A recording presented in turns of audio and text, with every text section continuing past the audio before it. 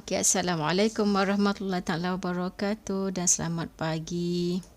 So kita jumpa lagi pada hari ini. Okey, hari ini hari Khamis. Um, Semoga sahabat-sahabat semua dalam sihat walafiat. Okey. So hari ini kita nak sembang-sembang. Kalau ada siapa yang sudi nak sembang dengan Asia, boleh saja bertanyakan soalan ke, kita sembang-sembang je lah. Okey. So hari ini kita nak sembang berkenaan dengan memupuk tabiat orang kaya. Memupuk tabiat orang kaya. So apa tabiat orang kaya yang kita kena pupuk tu sebenarnya? Okey. So orang kaya ni dari segi mindset dia memang berbeza lah. Okey. So kalau yang saya nak cerita ni apa kan? So tabiat dan sikap orang kaya. Tabiat dan sikap orang kaya. So orang kaya ni tabiat dia adalah mengumpul harta dan juga membeli aset. Okey, itu beza je lah. Beza. Maknanya orang kaya dia mengumpul harta, membeli aset. Contoh antara aset adalah harta adalah emas lah, macam ni contohnya. Okey. So tabiat orang kebanyakan orang biasa. Orang biasa ni apa? Berbelanja, menambah hutang. Saya bercerita ni bukan daripada kira macam pengalaman, tidak, tapi memang pembacaan lah daripada buku-buku. Contoh daripada Rich Dad Poor Dad ni, Robert Kiyosaki, Zero Hutang. So insya-Allah lah kira ilmu yang dikongsikan ni yang ilmu yang daripada buku-buku pengurusan kewangan lah. Okay, Tuan Azizi Ali ni jutawan dari planet Jupiter. Daripada Puan Hajah Rohani, bijak mengurus wang. Ni pun banyak, bagus, sangat banget bagus untuk baca, tahu pasal macam mana kita nak, itulah mengumpul harta, membeli aset tu. Maknanya macam mana cara kita nak bolehkan tu. Okey. So yang ini Tuan Syamsuddin Kadir, cash flow untuk keluarga. Semua ni buku-buku kewangan lah yang insya-Allah kalau kita baca boleh menambah baiklah kita punya pengurusan kewangan peribadi. Okey. So kita bukan nak jadi orang yang hebat, tak. Kita nak jadi hebat untuk kita dan keluarga kita. So tak adalah macam kita nak jadi orang influencer ke apa, tak ada. Tapi kita tambah baik diri kita je kan. Kita bukan nak bersaing dengan siapa-siapa sebenarnya, kita nak bersaing dengan diri kita. So macam contoh kata dari dalam Islam kan, sebelum kita tidur kita kena muhasabah diri. Muhasabah diri, ayat dia tu. Muhasabah diri ada satu hari tu. Apa yang kita buat untuk kita lebih baik daripada kita hari sebelumnya. Kalau ada yang benda yang kita rasa boleh tambah baik lagi, esoknya kita buatlah. Supaya kita menjadi orang yang lebih baik setiap hari. Okey. So salah satunya dengan ilmu lah kan. Allah pun cakap dalam Quran, yang ayat pertama keluar pun kan, yang turun pun adalah Iqra kan, kita membaca. So kalau kita nak dunia dengan ilmu, dengan nak akhirat pun dengan ilmu. Kita nak dua-dua pun kena dengan ilmu. Okey. So hari ni Asia nak share pasal pembacaan Asia lah berkenaan dengan tabiat orang kaya versus tabiat orang biasa ataupun tabiat orang kebanyakan kan. So tabiat orang kaya ni mengumpul harta. Itu beza dia lah yang paling ketara. Mengumpul harta dengan membeli aset. Tabiat orang kebanyakan berbelanja dan menambah hutang. Okay. So kalau ada kat sini yang kita nampak adalah aset versus itu hutang. Versus hutang. Kalau lihat bahasa kewangannya adalah asset versus liability lah. Okey. So sebelum kita nak go deep, macam mana kita nak memupuk tabiat ni, so kita tengok dulu apa beza antara liability asset dengan liability. Okey. Asset versus liability. So asset versus liability. Kalau yang tadi orang kebanyakan dia ada banyak liability. So contoh kat sini gambarnya adalah kereta. Saya suka follow Tuan Azizul Azli Ahmad ni. Sangat banyak ilmu yang diberikanlah dalam Facebook beliau, dalam Telegram beliau lah. Okey. So liability ni maknanya yang kita beli menggunakan pendapatan kita dan tak ada pulangan balik daripada pembelian kita tu, daripada penggunaan kita tu. Maknanya kita labur, contoh kat sini kereta jenama import kan. Kereta jenama import kita jenama import, harganya kita beli, macam contoh tahun ni, kita beli RM240,000. Contohlah kita ni kan, kita mini ni. So, kita beli RM240,000. So, bayar bulanan RM2,576. Contoh kat sini. So, nilai semasa pada 5 tahun akan datang. Contoh kata sekarang 2021, 2026. 2026 nilai semasa dia dah menurun. Kan dia ada susut nilai kepada 140,000. So kita rugi, maknanya kita menyusutkan kita punya nilai kekayaan sebanyak 100,000 dalam 5 tahun. So itu maksud liability. Kita guna duit tapi tak ada menambah kita punya nilai kekayaan, malah mengurangkan lagi nilai kekayaan kita. Okey, itu maksud liability. Orang kebanyakan adalah banyak liability. Okey. So, kaya ni dia banyak aset. Dia banyak aset. Aset ni contohnya apa? Ini contohnya lah. Contoh kat sini adalah apartment 3 bilik. Contoh kan? So, harga dia RM240,000. RM240,000 masa beli. Macam untuk maknanya sekarang ni, tahun 2021 ni sekarang, RM240,000. Ni contoh lah kan. So, keadaan sebenar boleh tengok semasa lah. Okey. So, bayaran bulanan RM1,200. RM1,200. So, nilai semasa pada 5 tahun akan datang, dia dah jadi RM300,000. So, kita menambahkan nilai kekayaan kita sebanyak RM60,000 dalam masa 5 tahun. So, itu maksudnya aset. Maknanya kita pakai duit kita pakai perbelanjaan, kita punya pendapatan untuk membeli sesuatu, tapi perbelanjaan tu meningkatkan kita punya nilai kekayaan. Contoh. Itu dari segi tambah nilai, dari segi nilai kekayaan macam tu. So satu aspek lain adalah contohnya liability ni dia tidak ada pendapatan bulanan. Contoh, kalau contohnya kat sini aset ni rumah kan ada pendapatan bulanan, boleh dapat pendapatan bulanan. So contoh kata bayar RM1,200, maknanya dalam masa lama kita sewa. Contohlah ini adalah rumah yang kita sewakan lah. Okey. So kita sewakan. Contoh, kan banyak sekarang orang sewakan per head. Macam contoh memang tempat yang hot. Contoh berdekatan dengan MRT ke apa. So, boleh sewakan dengan per head. Contoh kata rumah ni 3 bilik boleh dapat kata contoh RM1,800 satu bulan. So, kita dapat rumah free sebab kita tak guna pun sebarang duit daripada pendapatan kita untuk bayar, sebabnya penyewa dah bayarkan, dan versus kita tambah lagi dapat RM600 lebihan daripada cash flow positif daripada aset kita tu. So maknanya tadi yang dari segi pertambahan nilainya dalam masa 5 tahun, dia tambah RM60,000 dalam masa 5 tahun. Plus kita memang tak akan habis duit sebabnya kita bayar loan tersebut dengan duit penyewa. Lepas tu kita dapat lagi tambahan cash flow RM600. Contohnya. Kalau orang kaya dalam kes macam ni, dia akan delay gratification. Maknanya dia melewatkan dia punya kepuasan dia tu, memenuhi nilai kepuasan diri dia. Contoh nak pakai kereta. So maknanya bila orang kaya ni, bila dia fikir, maknanya kalau tak jadi kaya lagi pun, kita berfikir cara orang kaya. Maknanya kita melambatkan kita punya kepuasan diri, tapi maknanya kita beli aset. Contohnya tadi yang kes tadi, kita beli aset dapat lebihan RM600. RM600 tu kita beli kereta. So maknanya kita dapat rumah, kita dapat kereta dalam masa yang sama. Itu mindset orang kaya. Dia banyakkan dia punya simpanan, tapi dalam masa yang sama simpanan dia tu boleh cover dia punya yang dia nak pakai. Macam contohnya dalam bahasa yang lain, liability lah, nak beli kereta kan untuk dipakai, tapi dia tak guna juga duit dia untuk nak beli kereta tersebut sebab dia pakai daripada cash flow lebih yang dia ada aset tu. Contoh kat situ. Okay. So itu pentingnya kita tahu dari segi perbezaan antara liability dan aset. So ada satu tadi delay gratification. Orang kaya ni biasanya dia akan delay gratification. Dia melambatkan dia punya kepuasan diri untuk meningkatkan nilai kekayaan diri dia dulu. So bila dia dah dapat pulangan daripada aset tu, barulah dia memenuhi nilai kepuasan diri. Okey, ini bezalah antara liability dan aset. So dari segi bagaimana bajet orang kaya dengan bajet orang kebanyakan ataupun orang biasa. So kita nak pupuk nilai ni lah, maknanya kita nak tengok dari segi bajet dia tu. Dari segi bajet dia tu, golongan kaya ni macam mana dia buat. Contoh yang kat sini kan. So maknanya orang kaya dia 50% dia pakai untuk keperluan.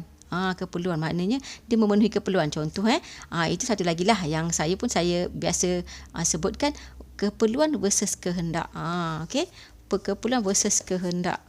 Dalam buku ni ada banyak sebut lah. Okey, mentor emas saya ni Dr.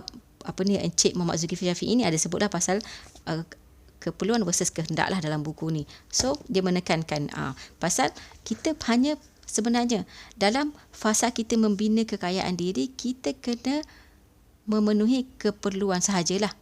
So kalau nak kehendak pun mungkin macam contoh yang ini baguslah jugalah kan. Baguslah untuk kita tiru. 10% je daripada kita punya budgeting bulanan adalah untuk kehendak. Ini contoh lah So boleh sesuaikan dengan tuan puan asalkan kita ada portion yang untuk yang paling penting tadi ni, keperluan, kehendak, pelaburan. Mungkin ada yang benda lain lah. Maknanya keperluan tu kita kena masuk. Contoh kita kata keperluan tu jugalah yang kita kata keperluan kita untuk nak memberi kepada ibu bapa. Contoh kan. Okey. So keperluan tu jugalah kita nak bersedekah. Contohnya kat situ. So kena masuk dalam keperluan lah. Macam contoh macam tu So kalau saya dari segi bajet ni, saya suka buat dalam sampul. Kalau ada orang yang pernah tengok saya punya live sebelum ni, saya tunjuk sampul kan. So boleh tunjuk sampul saya. Cara yang konvensional tapi sangat berkesan lah. So contoh ini contoh salah satu sampul saya lah. Okey, ini sampul saya minyak. Minyak. Ni untuk minyak kereta. RM400. RM400 sebulan. So inilah maknanya saya dah buat lah, maknanya calculation asas ni saya dah buat, maknanya semua untuk keperluan, kehendak dan juga pelaburan pun saya buat dalam sampul. Tapi macam contoh pelaburan tu saya macam dah ada portion kan untuk setiap bulan lah, maknanya masuk ke mana-mana. Tu yang macam tu. So untuk keperluan dengan kehendak ni saya buat sampul macam ni sangat efektif sebab kita memang ada setiap, contoh satu untuk minyak kereta ada, untuk maintenance kereta ada, untuk perbelanjaan untuk kita nak jalan-jalan ke makan-makan ke sedikit tu ada. So saya ada banyak sampul lah untuk saya manage saya punya keperluan tu sendiri.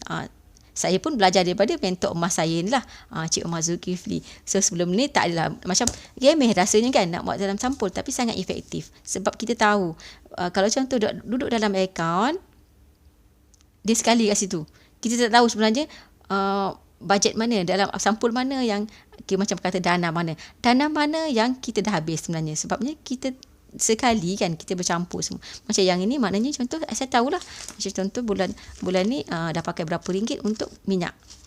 Jadi dia tahu berapa bajet ada dalam ni. Okey. So itulah tips untuk kita nak manage lah antara kita punya cara untuk nak manage kita punya bajet lah. Okey. So 50% untuk keperluan, 10% saja kehendak. Sebab kehendak ni sebenarnya saya pun suka juga ayat ni.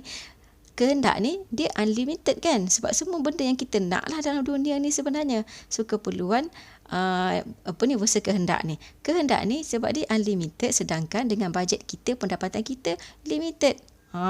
So kita kena manage lah. Kita yang kena manage tu. Kalau kita tak manage, kita tak urus duit kita, siapa lagi nak uruskan duit kita? Tak ada. Balik-baliklah pada ayat Quran pun kan yang mengatakan kalau kita tak ubah diri kita, siapa lagi nak ubah diri kita? Kalau selama ni kita orang yang sangat boros, so kita lah yang kena ubah diri kita supaya kita jadi orang yang cermat lah. Cermat, yang uruskan kita punya perbelanjaan dengan baik lah. Okay? So bukan kata kedekut, tapi uruskan perbelanjaan kita dengan baik. So semua benda kita boleh buat dengan elok. Okay? So memang kehendak kita memang kita tak boleh nak fulfill semua sekali lah, tapi maknanya kehendak yang paling basic kita boleh penuhi lah dengan 10% contohnya kan. So 40% untuk pelaburan. Contoh pelaburan apa? Pelaburan diri sendiri adalah pelaburan yang paling baik. Contohnya pelaburan untuk beli buku macam ni. Bila kita membaca, kita dah mengurangkan kita punya masa untuk menjadi orang yang seperti yang kita baca itulah. Dia dah berapa tahun dia orang kata dia menjalani fasa untuk dia jadi sampai sekarang. So kita memendekkan masa kejayaan kita dengan kita membaca. Itu yang pentingnya ilmu kan. bacalah kan, iqra. Okey. So, maknanya dengan membaca, macam contoh tadi dengan pelaburan lah, pelaburan untuk diri sendiri. Pelaburan-pelaburan lain maknanya kita bolehlah, macam contoh kata melabur untuk beli emas. So, kenapa saya suka share pasal melabur beli emas? Sebab pelaburan untuk beli emas ni adalah pelaburan yang memang sangat boleh dibuat oleh semua orang. Sebab dia boleh dibeli, dia boleh disimpan bermula dengan serendah RM100. Kan, sekeping duit 100 dah boleh beli. Contoh saya tak ada duit sekeping 100, saya ada duit RM50, maknanya ada 2 keping macam ni 1 bulan. Kalau contoh tuan-puan kata puan-puan memang tak boleh nak menyimpan, memang tak ada, sebenarnya boleh. Carilah di mana-mana, maknanya segi bajet tu lah. Macam contoh saya buat bajet, jadi saya akan nampak di mana sebenarnya yang saya lebih, di mana sebenarnya yang saya boleh kurangkan untuk saya boleh menyimpan. Sebab orang kaya, dia punya, kita tengok tadi, beza orang kaya dengan orang kebanyakan adalah menyimpan. Dan aset pun dia menyimpan sebenarnya. Sebab dia menambahkan nilai kekayaan dia dengan aset tadi. Sedangkan orang kebanyakan, macam saya jugalah lagi kan, adalah kita berbelanja, menghabiskan duit tanpa masuk bangan tu kepada kita punya sebagai pendapatan. Kita beli kereta tadi kan, tak ada pendapatan daripada kereta tu, kita pakai saja. Kita kena pakai kereta lah, tapi rules of thumb pembelian kereta yang macam saya pernah share sebelum ni, sebenarnya yang paling baik adalah hanya memakan duit kita sebanyak 15% daripada gaji. 15%. Contoh orang yang gaji 1,000, dia sebenarnya layak, macam patut. Kalau dari segi bank layak, lain lah. Tapi itu kesilapan yang paling tak patut dibuat lah. Kita ikut bank. Sebab bank bukan, sepatutnya kita tak bagi orang lain menilai kita punya keupayaan diri. Kita sendiri yang nilai berapa sebenarnya yang kita mampu, yang kita patut belanja. Okey. Contoh maknanya yang 1,000 tadi, dia patutnya beli kereta yang bayaran bulanan bernilai RM150. Kalau 3,000 gaji, maknanya RM450 je lah. Kalau maknanya orang gaji 3,000, yang sebaiknya adalah contoh RM450 tu rasanya dalam Azia macam tu lah, RM450 kan. Kalau mungkin MyV pun mungkin dah lebih sedikit. Tak, itu paling baik lah. Sebab banyak orang muflis di Malaysia ni, antaranya pembelian kereta dan juga kad kredit lah. Okey, muflis kebanyakan, ramailah orang yang muflis, ada data tu lah, yang muflis yang sebab kereta, pembelian kereta dan juga pembelian dan juga perbelanjaan kad kredit. Tak ramai lah yang rumah apa semua. Ada, tapi maknanya yang paling besar adalah pembelian kereta dan juga kad kredit. Okay. So, maknanya kita kena melabur untuk diri sendiri supaya kita ada ilmu. Macam mana kita nak manage duit kita. Macam mana kita nak manage kita punya pengurusan kewangan. Okay. Okay. So, salah satu tadilah, kita kena beli buku. Kalau contoh nak pergi seminar, ataupun kita contoh juga pelaburan ni, maknanya untuk kita nak beli rumah pelaburan, contoh macam tu, maknanya kita simpan portion untuk kita nak beli aset yang lagi besar lah. Tapi dengan emas sebenarnya tuan-puan boleh memendekkanlah masa untuk nak memiliki rumah. Sebab dengan emas ni, contoh yang macam ni, harga RM5,000 lebih. So kalau kata ada 2 keping ni, dah boleh buat deposit. Ini contoh 5 dinar, 5 dinar RM5,000 lebih lah hari ni. Okay. So 5 dinar ni 21.25 gram. Sebab 1 dinar adalah 4.25 gram. So dengan simpan sikit-sikit, tuan pun akan dapat nak membeli. Contoh tadi kan, yang untuk aset tadi kan, ada rumah kan. So sebab nak beli rumah, macam nak beli rumah terus, kena adalah deposit, nak bayar lawyer apa semua nanti kan. So memang kena ada simpanan. Biasanya orang yang bukan biasanya orang lah, tapi biasanya kebanyakan orang adalah jenis yang panas tangan dengan duit. Maknanya apa? Maknanya bila dia ada sedikit duit dalam simpanan, dia dah mula rasa dia berduit. Boleh tengok Asya punya perkongsian sebelum ni, perlu ke kita kurangkan ataupun hilangkan rasa berduit kita. Sebabnya dengan rasa berduit, kita akan mula otak kita kreatif sebab fitrah kita dengan duit adalah membeli.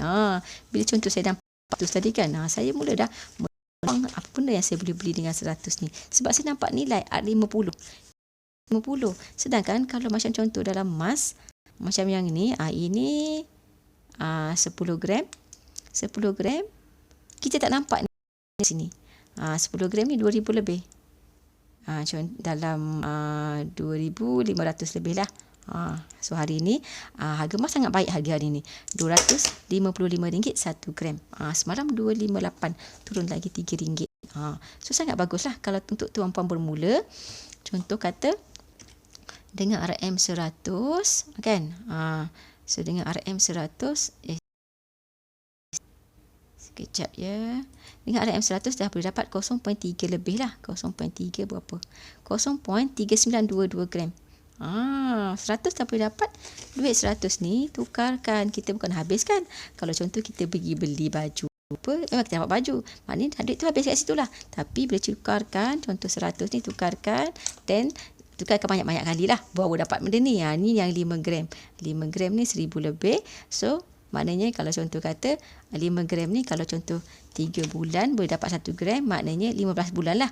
Setahun lebih dapatlah 5 gram ni. Okey. So maknanya kita simpan, tukarkan duit kita, maknanya kita melabur lah ni. Duit tu kita boleh masukkan dalam yang portion 40% tu lah sebagai pelaburan. So lagi satu, sekarang ni ada promosi untuk belian 1 dinar ataupun semua item lah, semua item bermula daripada 1 dinar. 1 dinar, 1 dinar ni macam mana? Saya tak ada 1 dinar. Ni contoh 1 dinar. Ni contoh 1 dinar. Boleh tengok ya.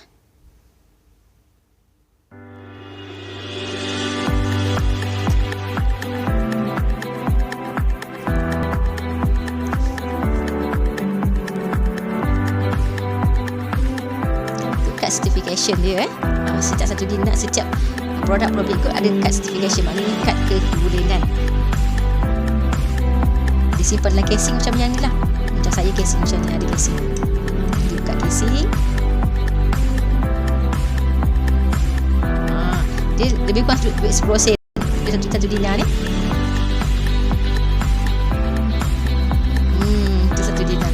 Keturunan dia 99.9 dan berat dia 4.25 gram. Ada kat ditulis kan, kat situ. So maksud arah memang sangat senang untuk kita arah mengkalah dia kalau kita nak pakai duit sekali. So maknanya emasnya adalah duit, cuma kita tukarkan duit kita kepada emas, kepada bentuk yang lebih baik. Okay. So kalau untuk contoh dinar tu tadi pembelian syariah IPP promosi sekarang ya. Kalau masa yang video ni dibuat boleh EPP 4 kali. Sekarang promosi boleh buat EPP 10 kali. 10 kali. Sangat effort lah, sangat affordable. Maknanya dalam RM1,009 1 bulan. Murah tak? Kan murah, kan mampu. RM109 1 bulan. 10 bulan tuan-puan dah boleh dapat tadi yang 1 dinar tu. Kalau contoh yang ini 10 gram, contoh yang 10 gram ni, contoh yang 10 gram ni pun boleh buat 10 kali. Dia dalam RM260 sebulan lah. Dalam RM260 sebulan. So bolehlah kalau ada yang bajet dalam 200 lebih, dalam bawah 300, maknanya boleh beli yang ni lah, dapatkan yang ni 10 bulan bayar, terus dapat 10 gram.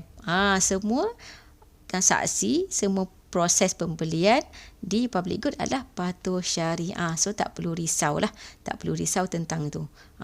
So maknanya yang beli secara bayaran easy payment purchase ni, aka ansuran ni adalah patuh syariah. So memang tuan-puan tak perlu ragu-ragu lah dari segi kepatuhan syariahnya. Ada dia punya patuh syariah lah untuk semua transaksi.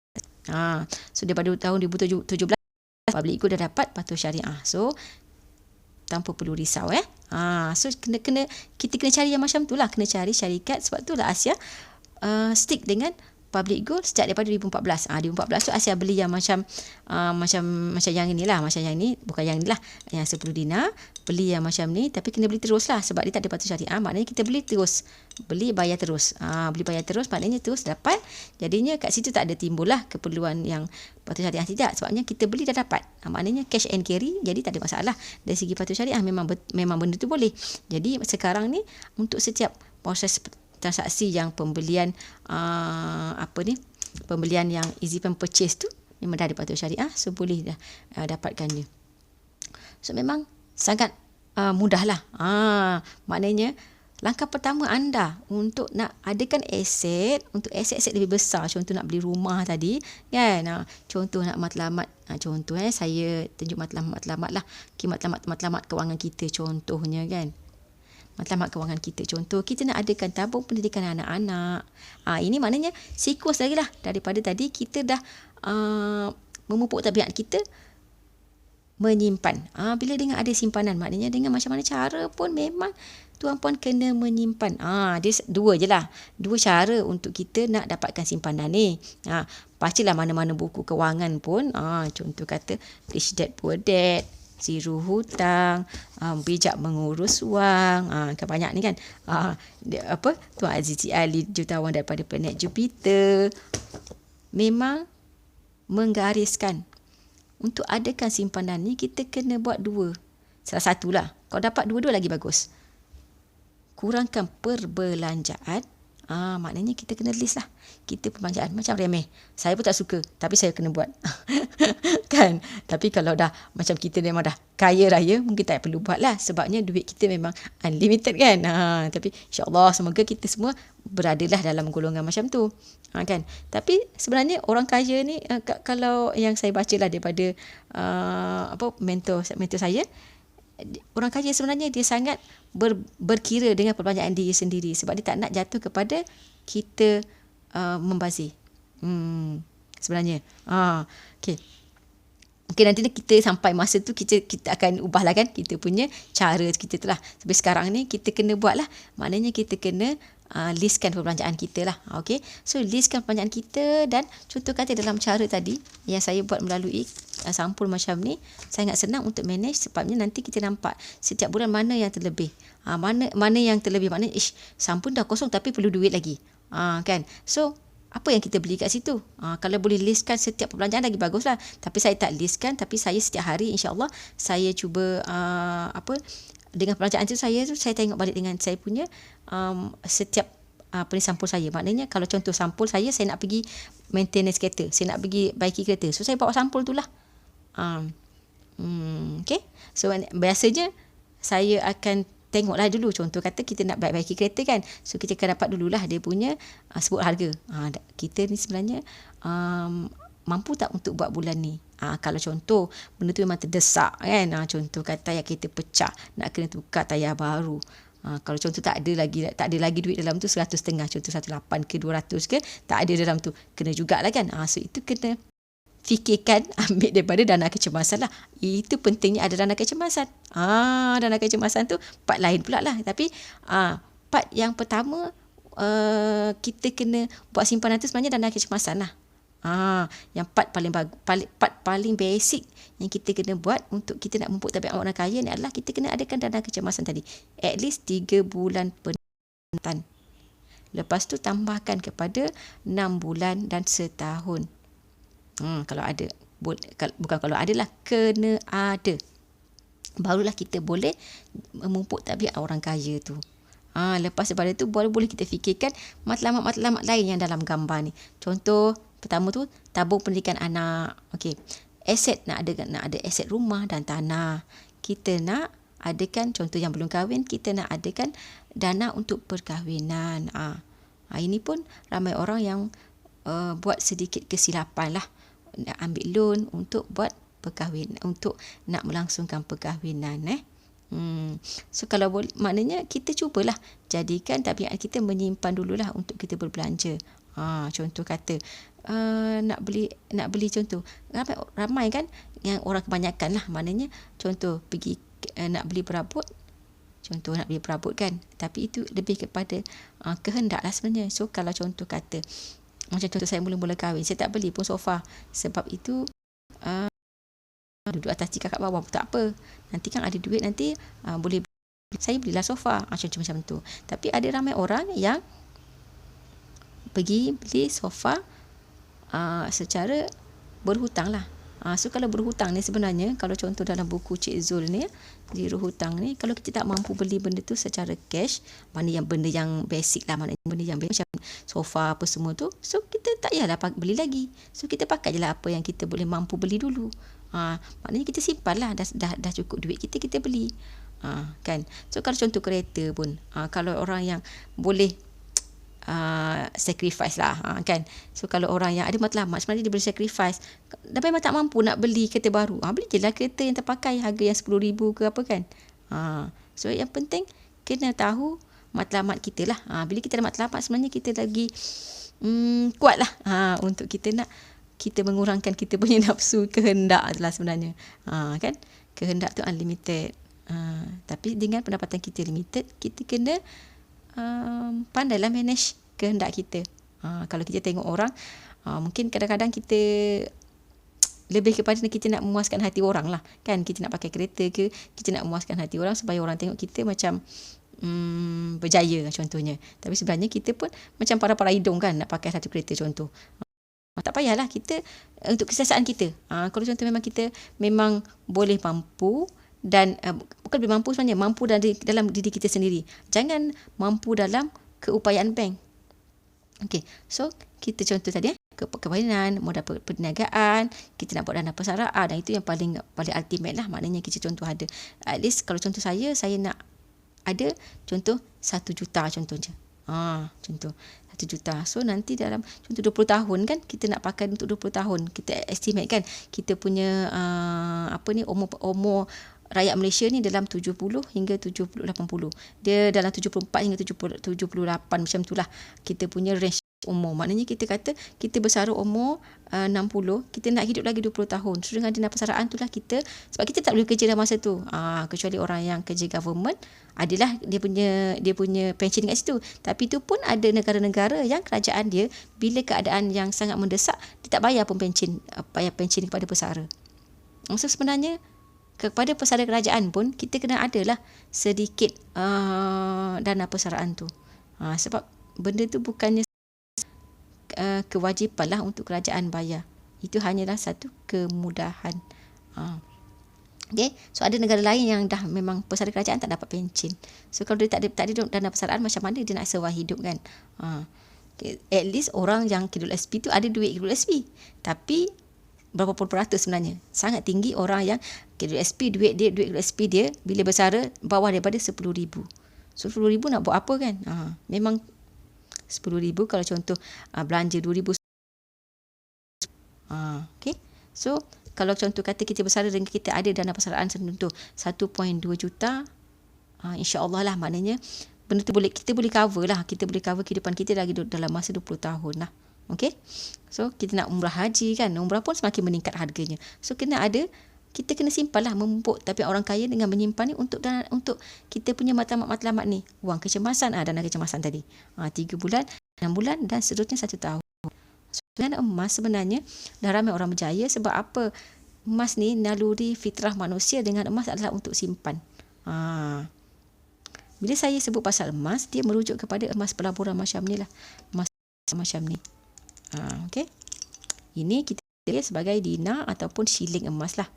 Emas yang ini adalah gold bar ataupun Hongkong 4 segi. So sebab apa saya kata macam tu? Sebabnya memang kita, macam contoh saya ada emas macam ni, saya memang tak ada niat lah untuk nak pergi jual emas ni untuk saya nak beli sesuatu. Sebab kecuali saya punya ada sangat kecemasan baru saya jual. Berbanding kalau kita ada duit macam ni. Bila kita ada duit macam ni, sebenarnya kita mendedahkan emosi kita lah untuk memenuhi kehendak-kehendak kita yang unlimited tu. Okay. Kalau ada orang yang bersetuju kan, tak setuju lah. Okay. So maknanya bila dengan keadaan kita ada duit, kalau contoh orang yang boleh simpan duit pun, bila dia ada duit, memang sangat terdedah emosi dia untuk nak berbelanja. Percayalah, Sebab dah ramai orang mengakui benda ni, orang penyimpan-penyimpan emas dah mengakui benda ni lah. Penyimpan emas saya pun cakap sebelum ni dia tak ada simpanan sebanyak yang dia ada dengan emas. Sebelum ni sebabnya bila dia ada je duit, dia terus ada benda dia nak beli. Buat challenge kan, challenge simpanan kan. Ni kes benar, So contoh ada challenge yang dibuat, challenge untuk simpan. Contoh dia ada, bila dapat duit dia, contoh ni warna oranye kan, bila dapat duit oranye dia simpan. So penuhlah dalam balang dia tu duit oranye contoh. Duit oranye contoh, tak duit oranye banyaklah sikit kan, cepatlah banyaknya sebab RM20 kan. Kalau tak yang RM1 warna yang biru tu lambatlah banyaknya, walaupun kata penuh balang kan, contoh balang pasal ada baldi ke, sebabnya RM1. So kalau RM20 ni banyak. So ada kes tu, saya tak ingat dia simpan duit apa, tapi maknanya penuhlah dia punya tabung simpanan dia. Lepas tu dia buka. Bila dia buka, so tak cepat-cepat. Mungkin orang ni dia tak ada lagi ilmu emas lah kot. So dia tak adalah terus nak pergi convertkan duit tu kepada emas. Bila dia boleh buka dan dia tak ada nak menyimpan kepada emas, dia simpan dalam bentuk duit RM1,000. So duit tabungan dia tu tak jadi tabungan juga, bertukar kepada sofa. Mungkin kalau dia tak ada tabungan tu, sofa dia rasanya elok je dia nampak. Tapi bila dengan ada tabungan duit tu, duit dia dah jadi RM2,000, nampaklah bentuk duit. Duit tu jadi itu kes sebenar tu, kes sebenar. Dan mungkin juga berlaku dalam kehidupan kita. So sebab tu saya punya mentor dia memang hanya simpan duit wang tunai dia 3 bulan pendapatan saja. 3 bulan pendapatan. Okay. Sebab apa? Sebab dia nak dia nak mengekang lah emosi daripada berbelanja tersebut. Okay, ni mentor emas saya cakap lah. Bukan saya cakap. Beli emas, cuma saya tadi dah ulang kan. Dah beritahu. Ini mentor emas saya cakap lah. Beli emas maknanya kita simpan duit. Bukan habiskan duit. Sebab emas, sebabnya duit tu masuk kat sini. Dan kita dapat ni kita simpan. Emas maksudnya kekayaan kita. Okay? Kekayaan kita. Kekayaan kita duduk dalam ni. Jadi kita macam tak nampaklah duit tu ada dalam ni. Jadi selamatlah duit kekayaan kita tu. Kita hanya tukar duit kertas tu kepada bentuk yang lebih kukuh, iaitu emas. Kata-kata ni ada dalam buku lah. Buku wang emas lah, daripada mentor saya ni. Kan sama orangnya kan. Sama orangnya. Wang emas bertahan ketika gawat. Kenapa bertahan ketika gawat? Ketika gawat. Saya tak ada pula gambar hari ni. Tapi kalau contoh ekstrim lah, contoh yang ekstrim kan, perang ke, contoh kata banjir ke, apa ke, maknanya kita banjir, macam contoh keadaan ada banjir di Kelantan dulu, Tuan Mazul Kifli pun tulis dalam buku ni, maknanya dalam keadaan banjir tu di Rantau Panjang, dia terputus hubungan, daripada Malaysia tak boleh datang pun. Kalau tak habis lagi pun sebelum orang boleh pergi cocok, sebabnya dah kawasan banjir, jadi dia putus elektrik. So memang tak boleh nak beroperasi lah ATM tu kalau ada duit dalam tu. Kalau ada duit lah, tapi rasanya mungkin orang dah pergi dulu sebelum duit tu, sebelum elektrik diputuskan, orang dah pergi cocok dah kan. So tak boleh nak datang lah duit tu, so tak ada duit. Kalau ada yang duit-duit yang sedikit-sedikit tu pun, macam contoh kata kita pergi belanja dekat yang kes tu, dia kena menyeberang ke Siam lah, untuk sebab itu je yang boleh. Yang nak datang ke Malaysia tak boleh. Dia pergi ke Siam membeli barang, duit dah tak ada, tapi dia orang ada emas, duit emas macam ni, orang Siam terima. Orang Siam terima. Harta yang diceritakan tu, tapi memang betul lah boleh kan. Emas yang patah ke, emas yang kemik ke, macam contoh barang kemas yang memang patah ke, apa yang subang yang tinggal sebelah ke, apa ke, dia terima. Sebab emas tetap emas, apa keadaan pun. So maknanya kita tukarkan nilai duit kita kepada benda yang lagi kukuh lah. Dia punya nilainya dan kukuh, dan juga bertahan kan. Okay. So kalau siapa ada yang nak menukarkan duit kertas tu, nak menukarkan duit kertas, nak menyimpankan duit kertas tu kepada nilai yang lagi bagus, nak ubah tabiat dia menjadi pada orang biasa kepada orang kaya, dengan simpanan Dan simpanan yang terbaik lah kalau bagi saya adalah dalam bentuk emas. Maknanya, tapi kita kena ada lah dulu yang untuk kita belanja dalam masa contoh untuk belanja bulanan dan juga 3 bulan pendapatan lah, at least kalau orang yang dah boleh simpan lah. Okey, 3 bulan pendapatan dalam bentuk duit untuk kita senang lah kita nak berbelanja nanti kalau apa-apa hal ada kecemasan. So, boleh tukarkan dalam bentuk emas. Yang saya cakap tadi ada promosi sekarang. Promosi sekarang hanya 100 lebih kurang RM110 di satu bulan, RM106 lah lebih kurang. RM109 sorry. RM109 satu bulan. Kalau sekarang ni sebabnya sekarang ni harganya adalah RM1084 lah. Satu dinar hari ni semasa sekarang ni. So RM109 satu bulan dah boleh dapat dalam masa 10 bulan tuan-puan dah boleh dapat 1 dinar lah. Macam contoh tadi video yang saya tunjukkan 1 dinar tu kan. So 1 dinar tu duit nilai dia tu bertahan daripada tahun 1400 tahun dulu. Dah pernah Nabi Muhammad kita sallallahu alaihi wasallam meminta sahabat membeli 1 ekor kambing 1 dinar. 1 dinar tu 4.25 gram 4.25 gram. Jadinya 1 dinar tu boleh beli seekor kambing. Sampai sekarang pun maknanya yang tadi yang saya kata tadi 1 dinar tu RM1084. RM1084 boleh beli seekor kambing juga. Boleh beli seekor kambing juga. Jadinya nilai dia tu bertahan kat situ. Macam contoh saya ada 5 dinar ni. Saya ada 5 dinar ni. 5 dinar tu 5 dinar. So 5 boleh beli 5 ekor kambing lah. Boleh beli 5 ekor kambing. Maknanya saya simpan sekarang 2021, 20 tahun lagi pun contoh masa tu 5 dinar hari ini adalah berharga RM5,418. RM5,418 5 dinar. So memang boleh beli 5 ekor kambing. 20 tahun lagi pun 5 dinar ni akan boleh beli 5 ekor kambing juga. So kalau kita simpan duit RM5,418 tu dalam bentuk duit, 20 tahun lagi memang tak akan dapat belilah 5 ekor kambing. Sebab duit kita ni dia makan diinflasi, kan. So contoh dia makan diinflasi lah. Contoh dulu boleh beli apa? Mungkin masa dulu kalau nak cerita panjang macam nak analoginya susah sikit kan. Contoh dulu 1 biji karipap kan 20 tahun dulu mungkin 10 sen, 20 sen, sekarang dah 50 sen. So itu contoh inflasi lah.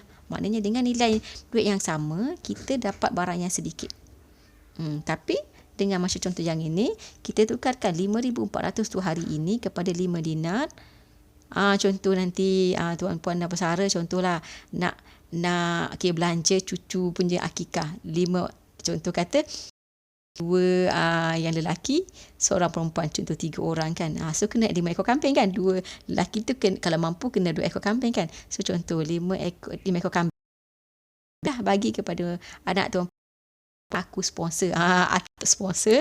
Contoh nenek sponsor 5 ekor kambing untuk 3 orang ni. Korang pergilah beli kambing. Sedangkan tuan-puan simpan 20 tahun dulu.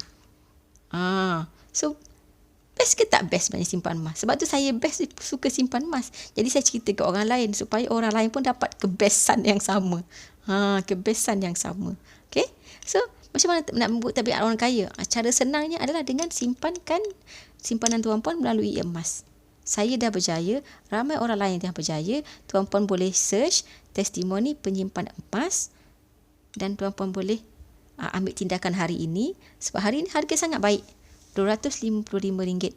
Semalam RM258, turun RM3. Sebelum hari sebelum tu 260 ke 61 saya tak ingat macam tu lebih kurang. So maknanya dah turun banyak ni. Sangat baguslah untuk nak beli sekarang. Untuk sebagai benchmark tuan-puan. Kalau tanya saya, benchmark saya RM145. 140 lebih lah masa tu. Saya tak ingat exactly. Tapi saya beli masa tu tahun 2014 140 lebih. Itu masih benchmark saya. So maknanya kalau yang hari ni 255, tak murah lah. Maknanya 100 beza kan. Tapi saya beli. Sebabnya saya tahu dalam masa jangka panjang benda tu akan bernilai. So saya tak ralat lah untuk tukarkan duit saya kepada emas. Okay. So jika ada tuan-puan rasa daripada ilmu yang saya sampaikan ni ada kebaikan di situ, bolehlah sharekan video ini agar lebih ramai orang dapat tahu ilmu yang sama dan boleh applykan macam mana memupuk tabiat orang kaya ni melalui simpanan emas lah. Melalui simpanan emas. Okey, dengan simpanan emas nanti bolehlah beli aset-aset lain yang lagi besar lah. Nak beli rumah kan, lepas pada ni. So kena adakan simpanan emas ni dulu untuk nak adakan simpanan kita yang lagi besar. Okey, so setakat tu saja. Semoga ada manfaat, dan kalau tuan-puan share, dapat juga ilmu, dapat juga pahala tuan-puan berkongsi ilmu daripada saya ni. Okey, so kita jumpa lagi.